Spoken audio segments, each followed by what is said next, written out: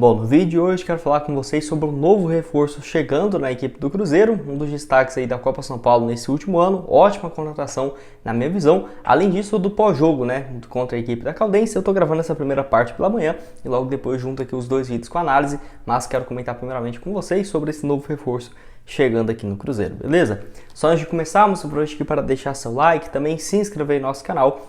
Me chamo Gustavo, esse aqui é o canal Cruzeiro News, contei com a ajuda de vocês para chegarmos a essa marca aqui, ó, no YouTube de 40 mil inscritos no canal. Quem puder se inscrever, sem dúvidas vai me ajudar demais. Lembrando que tem nosso Instagram também, Cruzeiro News 21, para você ficar por dentro das notícias, dos memes por lá também. Estamos quase chegando a 34 mil inscritos e seguidores lá no Instagram. E meu perfil pessoal também, ó, gustavo.crz_, tá aqui embaixo.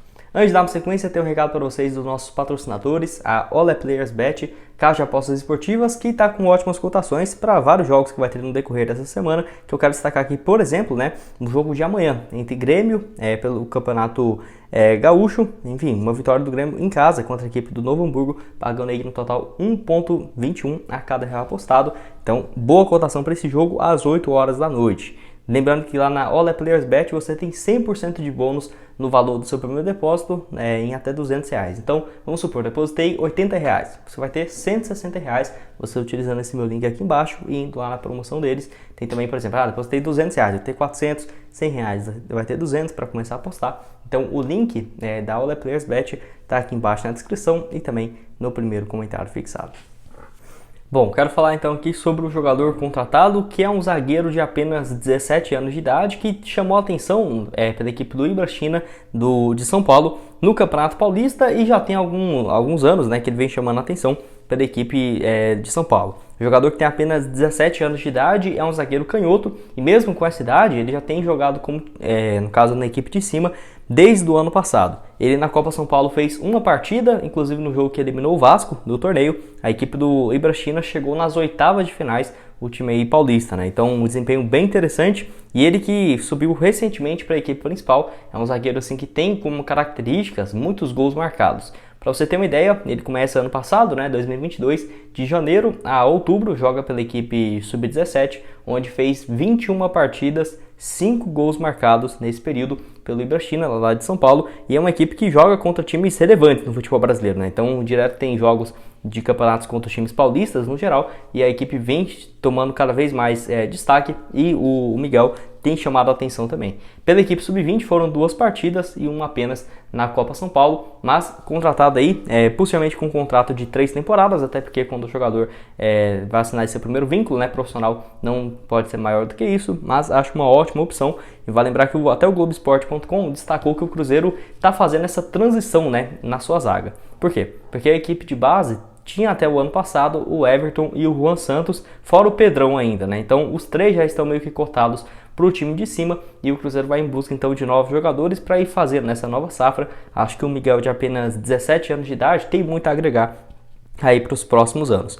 O jogador que vai lembrar também, quando ele surge antes de ir para o Ibrachina, teve uma passagem de 2018 a 2021 pelo Santo André. No caso, ele jogava no Santo André, pelo menos o que eu achei aqui no caso pelo Gol, ele jogou no Santo André no Sub-13 e no Sub-14. Então foi há um tempo atrás. Enfim, zagueiro canhoto, acho que pode ser uma ótima opção sim para o time do Cruzeiro, ainda mais que tem dado, né, certo, algumas apostas vindo do futebol paulista, como por exemplo aí o Miguel. Eu quero falar agora então sobre esse pós-jogo, né, do Cruzeiro.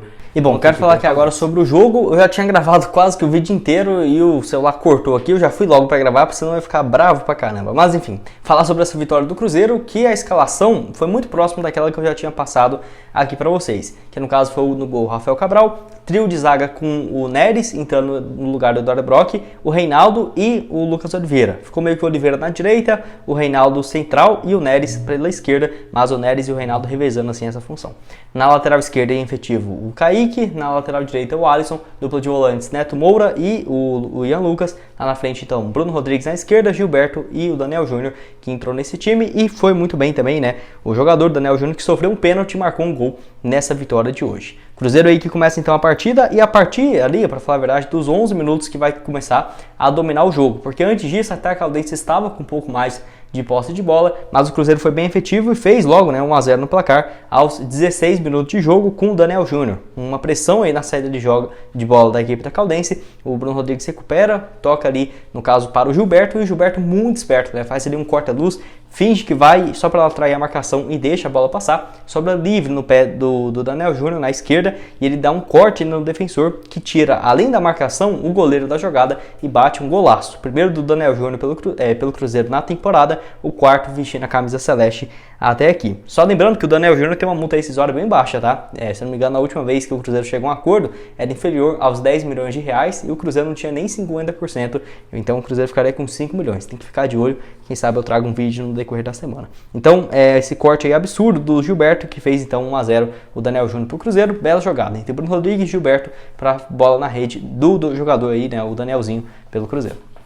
Bom, o Cruzeiro que chega, no caso, a ter algumas outras oportunidades e quase que leva o empate em 2 chances, que no caso o primeiro foi aos 21 minutos, o Rafael Cabral sai jogando errado e dá ali uma boa chance, né, para o adversário finalizar. E o Rafael Cabral faz uma boa defesa, fez algumas no decorrer do jogo e depois aos 22, logo na sequência, boa jogada pelo lado esquerdo do Bruninho, jogador da equipe da Caldense, e o Rafael Cabral faz aí mais uma defesa. O Cruzeiro chega a abrir o 2 a 0 impedido, né? O Kaique recebe a bola e toca para o Gilberto, que tira muito bem do goleiro adversário, mas o juiz nem para esperar o lance acabar, porque eu até fiquei na dúvida se realmente estava impedido ou não nesse lance, mas a linha ali, ó, você vê que poderia, quem sabe, o VAR, esse gol não está impedido. Como o juiz parou antes, o bandeirinha levantou, o juiz parou, não tem nem o que fazer o VAR nesse lance, até porque o goleiro do adversário já estava meio que parando, né, na jogada. E assim, mesmo com esse gol impedido, o Cruzeiro não parou de atacar, pressão lá em cima, aproveitando muitos erros de bola, de passe, né, na saída de jogo da equipe da Caldense, e fez o 2 a 0 numa cobrança de pênalti. Daniel Júnior sofre realmente um pisão dentro da área aos 34 minutos. O VAR de primeira vez ali nem olha, né, e que marca, dá o pênalti, porque no jogo, acho que nem o jogador do Cruzeiro esperava, tirando o Daniel Júnior, que tinha realmente um pisão claríssimo, e logo depois ali o VAR confirmando esse pênalti. Na cobrança, o Bruno Rodrigues fez aí então seu terceiro gol pelo Cruzeiro na atual temporada, chutando no lado direito, a bola no canto esquerdo. Até pensei que o Gilberto poderia fazer essa cobrança, não foi o Bruno Rodrigues, então marcando esse gol bem preciso. E o Cruzeiro que fez um primeiro tempo não perfeito, mas muito eficaz, aproveitando as chances e erros da equipe da Caldense, na toa que fez aí 2 a 0 logo na primeira etapa, e muito bom defensivamente, exigindo ali algumas boas defesas do Rafael Cabral, cumprindo bem. Bom, nesse intervalo aí que até o próprio Ronaldo deu uma cutucada, né, na federação, falando sobre o estado do gramado, né, onde ele postou no seu Twitter o seguinte: enquanto a federação não padronizar os estádios, continuaremos jogando em grama de jardim, nesse caso um jardim de 1979 que nunca foi trocado, mas que por estar verde vão falar que está lindo, e uma carinha de risos. Então o Ronaldo foi bem direto, raramente ele coloca uma indireta, né, no caso, bem direta nesse caso, que tipo assim, falando, né, dando uma bela criticada, e eu acho que tá certo. Eu tinha acabado de tirar o print aí nessa hora que saiu, mas não tinha nem 15 minutos, já estava com quase 5 mil curtidas. Tenho certeza que vai ter uma repercussão bem positiva também. Nesse caso, até mesmo a Federação Mineira tomar providências do estádio do Ronaldão hoje, que realmente, desde 1979, nunca foi trocado. E estava bonito, se você olhar na câmera, mas tinha várias áreas ali que estava bem desnivelado. E assim, corre risco do jogador se lesionar, não ter um bom espetáculo. E o Ronaldo tem batido nessa tecla desde o ano passado. Bom, depois aí do Ronaldo ficar bem estressado, né, com essa história, o Cruzeiro volta para o segundo tempo com uma mudança, o Felipe Machado no lugar do Neres, para fazer um papel de zagueiro, um pouco mais pelo lado direito. Eu pensei que o Machado ficaria como volante e tudo mais, não. Machado meio que um zagueiro pelo lado direito, na saída então o do Neres. Aos 8 minutos do segundo tempo, o Cruzeiro já começa ali a dar sinais de que poderia levar um gol. Dá uma bela jogada, eu esqueci agora o jogador da Caldense, dá um bela caneta ali no Neto Moura e dá um cruzamento para dentro da pequena área. Acaba que fica só 3 jogadores da Caldense e nenhum do Cruzeiro. Finalização, o Rafael Cabral faz uma boa defesa. E depois o gol, pouco tempo depois, o Cruzeiro dos 8 minutos desse lance bem perigoso, aos 21, quando leva o gol, não tinha conseguido sair, né? Não fez nenhuma finalização nesse período. Estava realmente ali, ó, 14 minutos deixando a equipe da Caldense mandar na partida. Gol, no caso do cruzamento, o Patrick, zagueiro, que já tinha 2 gols no campeonato, marcou o terceiro, meio que de um voleio de bicicleta ali, ó, uma bela puxada, um golaço. Não tinha a marcação fazer, deu bobeira por não estar já em cima do jogador, e ele realmente tirou um gol da cartola ali, né? Porque não era uma situação fácil, ainda mais para um zagueiro. Então um golaço aí do Patrick aos 21 do segundo tempo. Cruzeiro então faz algumas mudanças, entra o Alisson no lugar do Ramiro, o Vital no lugar do Ian Lucas, e ainda também tem a saída do Daniel Júnior para entrar o Stênio no decorrer aí aos 30 minutos do segundo tempo. Cruzeiro tenta aí um pouco mais ficar com a bola, e você vê que claramente quando ficou o 2-1 no placar, Cruzeiro pegava a bola ali e tentava um pouco mais girar. A equipe da Caldense não fazia uma pressão tão alta, então você vê que as linhas do Cruzeiro estavam realmente muito mais avançadas. Mas foi importante até mesmo para segurar um pouco o jogo. Cruzeiro que voltaria a ter boas finalizações somente aos 32 minutos do segundo tempo. No caso, um bom passe ali do Jussa para o Gilberto, que finaliza por uma boa defesa do goleiro Erisson da equipe adversária. Lembrando que entrou o Matheus Jussa aos 30 minutos no lugar do Neto Moura. Partida razoável aí do jogador, tem muito ainda o que jogar, né, para entrar em ritmo pelo Cruzeiro, e logo depois o Suellington da equipe adversária é expulso, uma entrada, perde a bola ali, né, e como estava 1 contra 1, realmente tinha que ser expulso, mais um erro da arbitragem que foi corrigido então pelo VAR, Cruzeiro com 1 a mais, então soube tranquilizar muito bem o jogo. Até fiquei surpreso que foram 7 minutos de acréscimo, e mesmo assim o Cruzeiro não levou pressão nenhuma, né, porque estava com 1 a mais, meio que a equipe do Caldense já estava meio que esgotado, né, desse jogo, e o Cruzeiro então importantíssimo esse resultado. Agora, próximo jogo, no próximo final de semana, contra o Democrata no estádio Cariacica, lá em Cariacica, no Espírito Santo, para finalizar com chave de ouro, né? Porque o Cruzeiro ainda não está garantido para a próxima fase e nem mesmo na primeira colocação do seu grupo, tá? Por quê?